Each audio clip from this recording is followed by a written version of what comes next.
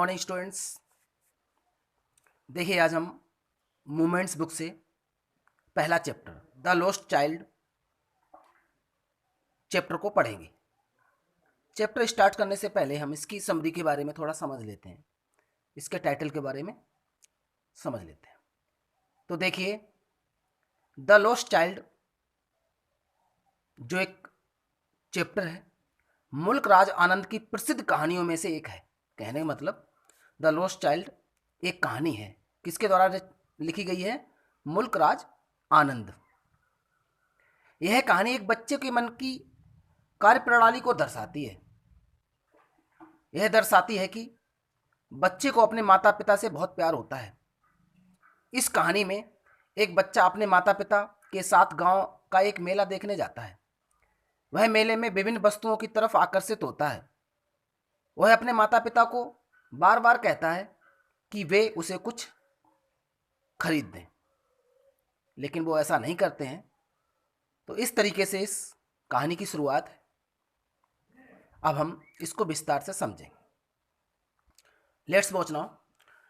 The lost child is an interesting story. The lost child एक बहुत ही रुचिकर कहानी है, आनंदमय कहानी है, प्रसन्नता देने वाली कहानी है। It describes the working of a child's mind. इस कहानी में एक बच्चे की मानसिक स्थिति के बारे में बताया गया कि उसकी जो मानसिक स्थिति है वो किस तरीके से काम करती है। इन दिस स्टोरी, इस कहानी में a child wants two by A number of things. इस कहानी में क्या है कि एक बच्चा होता है, वो बहुत सारी चीज़ों को खरीदना चाहता है। उसके मन में बहुत सारी चीज़ें खरीदने की एक वो होती है कि भाई हमें बहुत सारी चीज़ें मिल जाएं, खरीद लें। He feels sad when his parents don't buy anything for him. जब उसके माता पिता उसके लिए कुछ भी नहीं खरीदते हैं तब उसे बहुत ज़्यादा दुख महसूस होता है। But when he is separated from his parents, लेकिन जब वह अपने माता पिता से बिल्कुल अलग हो जाता है, कहने मतलब माता पिता से दूर चला जाता, खो जाता है, ही loses interest in everything.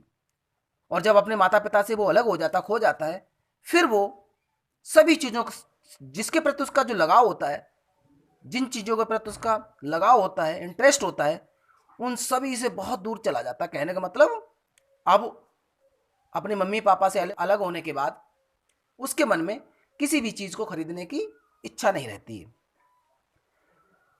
It was the festival of spring. यह बसंत का त्यौहार था, अर्थात बसंत के त्यौहार का समय था। A large number of man, women and children were going to the fair. बहुत बड़ी तादाद में, बहुत बड़ी जनसंख्या के रूप में आदमी, औरतें और बच्चे मेला देखने के लिए जा रहे थे। They were dressed in new clothes. सभी लोगों ने नए नए कपड़े पहने हुए थे। कहने का मतलब सभी लोग नए कपड़े में मेला देखने जा रहे थे। They were in a happy mood. सभी के सभी खुश मिजाज में थे, मतलब खुश थे। A child was also going with his parents to the fair. एक बच्चा भी अपने मम्मी पापा के साथ मेला देखने जा रहा था। He was very happy. वह भी बहुत खुश था। कहने का मतलब बच्चा भी बहुत खुश था। He was attracted by various things. बहुत सारी चीज़ों ने उसे अपनी तरफ आकर्षित किया। He lagged behind again and again. वो बार बार चीज़ों को देखने के चक्कर में, जो रास्ते में पड़ने वाली जो चीज़ें होती थी मेला देखने के दौरान,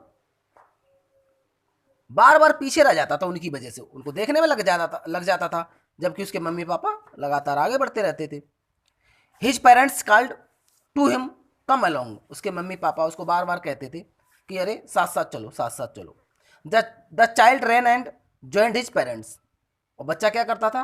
दौड़ता था और एकदम अपने मम्मी पापा के पास पहुंच जाता था। The child wished two by A toy from A toy shop. लड़के ने एक खिलौने की दुकान से खरीदने की इच्छा जताई। अपने मम्मी पापा से कहा कि मुझे एक इस दुकान से खिलौना दिलवा दो, मुझे एक खिलौना चाहिए। But his father stared at him with his red eyes. लेकिन उसके पिता ने अपनी लाल आंखों के साथ उसकी तरफ घूर दिया। कहने मतलब नाराजगी दिखा दी। There was a mustard field on the way. भाई जिस रास्ते से वो मेला देखने जा रहे थे उस रास्ते में एक सरसों का खेत भी था। द बॉय सा a beautiful butterfly in the field. लड़के ने एक खेत में एक बहुत सुंदर सी तितली देखी। कहने का मतलब उस बच्चे ने, उस लड़के ने खेत में, सरसों का जो खेत था उसमें एक बहुत सुंदर सी तितली देखी। ही ट्राई टू कैच इट, उसने इसको पकड़ने की कोशिश की। His parents again called him, उसके पेरेंट्स ने मतलब कि माता पिता ने एक बार फिर उसको बुलाया। आफ्टर सम टाइम, माने कुछ समय के बाद, the child's parents rested under a banyan tree near A well. थोड़ी देर बाद क्या हुआ, बच्चे के जो माता पिता थे उन्होंने कुएं के पास में एक बनियान का वृक्ष था, कहने मतलब बरगद का वृक्ष था, उसके नीचे जाकर के आराम किया। The child began to gather the fallen petals, और वहाँ पर जो बरगद के जो पत्ते गिरे हुए थे, बच्चे ने क्या काम किया, उस बरगद के पत्तों को इकट्ठा करना प्रारंभ कर दिया जहाँ पर उसके मम्मी पापा आराम कर रहे थे। एट लास्ट, माने अंत में, दे रीच्ड द फेयर, अंत में वो वही मेले में पहुंच गए। द चाइल्ड सा ए स्वीट सेलर, बच्चे ने वहाँ पर एक मिठाई विक्रेता को देखा, मिठाई बेचने वाले को देखा। He desired to have some barfi, उसने कुछ बर्फी खाने की इच्छा जताई, कहने मतलब उसने कुछ बर्फी लेने की इच्छा जाहिर की। बट ही न्यू, लेकिन वह जानता था दैट कि his father would not by it for him, वह जानता था कि मेरे पिता मुझे इसको नहीं दिलवाएंगे, कहने का मतलब बर्फी नहीं दिलवाएंगे। He would call him greedy, क्या कहा, ये तो मुझे मेरे मम्मी पापा क्या कहेंगे, लालची बता देंगे, लालची कहकर बात पूरी कर देंगे, मुझे दिलवाएंगे नहीं। So he did not press his demand, इसलिए उसने अपनी मांग पर ज्यादा दबाव नहीं दिखाया, कहने मतलब दबाव डालते हुए अपने मम्मी पापा से बर्फी दिलवाने के लिए नहीं कहा।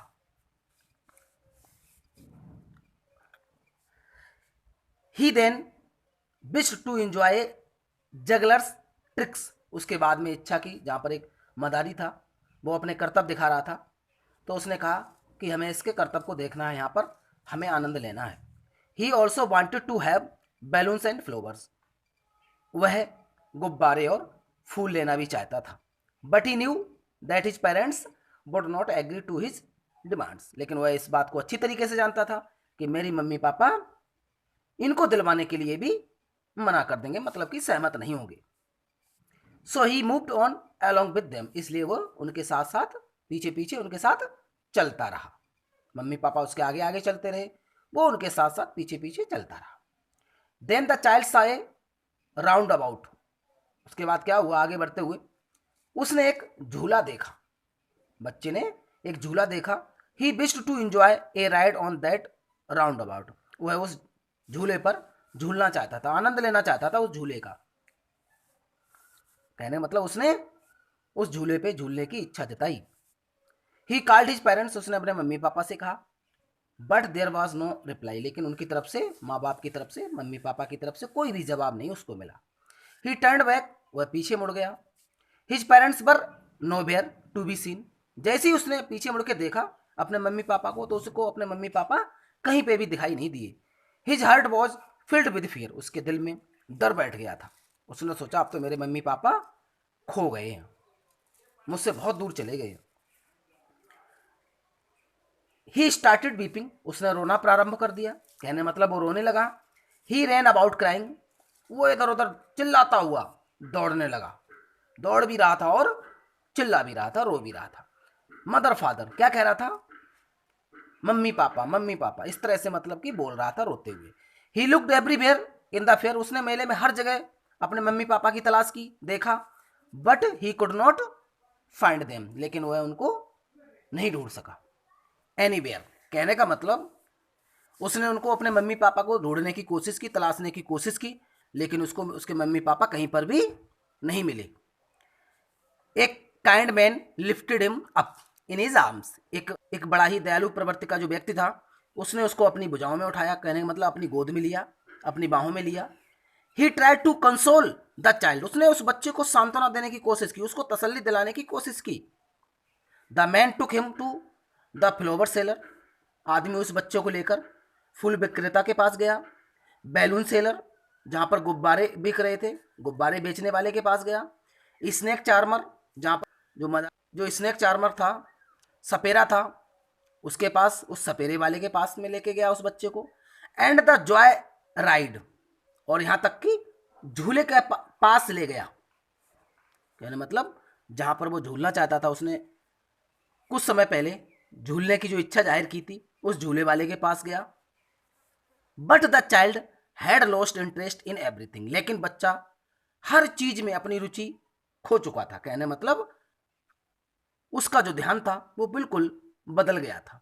ही वेंट ऑन क्राइंग, वह लगातार चिल्लाता रहा। I want my mother, I want my father, क्या कहता रहा लगातार? मुझे मेरी मम्मी चाहिए, मुझे मेरे पापा चाहिए, मुझे मेरी मम्मी चाहिए, मुझे मेरे पापा चाहिए। इस तरीके से ये चैप्टर कंप्लीट हुआ। Thank you.